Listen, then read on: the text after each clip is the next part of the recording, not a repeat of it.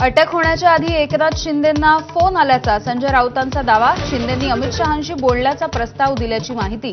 राऊतांच्या नरकातला स्वर्ग पुस्तकाचं आज प्रकाशन.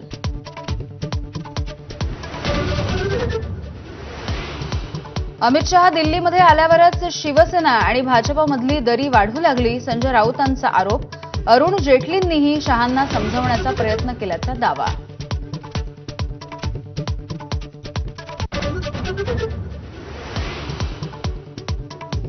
पुणे महानगरपालिका निवडणुकीमध्ये महायुतीला ब्रेक लागण्याची शक्यता.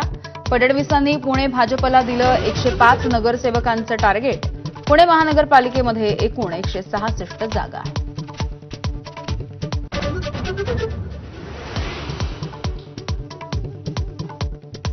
शरद पवारांच्या मुख्यमंत्रीपदाच्या काळामध्ये महिलांना राजकारणामध्ये 33% आरक्षण.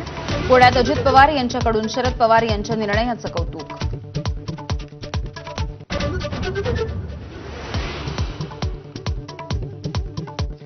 ऑपरेशन सिंदूरमध्ये भारतानं पाकिस्तानचे 600 ड्रोन हाणून पाडल्याची सूत्रांची माहिती.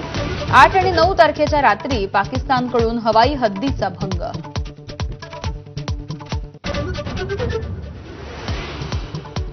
भारतीय बॅलिस्टिक क्षेपणास्त्रे नूरखान एअरबेस भागामध्ये डागली. पाकिस्तानचे पंतप्रधान शहबाज शरीफ यांची माहिती.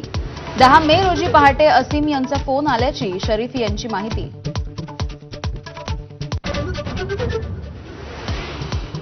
भारत सरकार जगाला सांगणार ऑपरेशन सिंदूरचं सत्य. केंद्राकडून सर्वपक्षीय खासदारांच्या शिष्टमंडळाची स्थापना.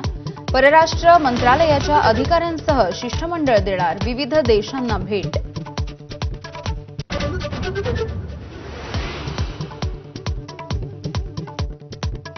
भारताला हवेत हाफिज सईद, मसूद अझहर, दाऊद इब्राहिम. मोस्ट वॉन्टेड दहशतवाद्यांची यादी पाकिस्तानला सोपवणार. पाकिस्तानची विश्वासार्हता सिद्ध करण्यासाठी दहशतवादी मागण्याची शक्यता.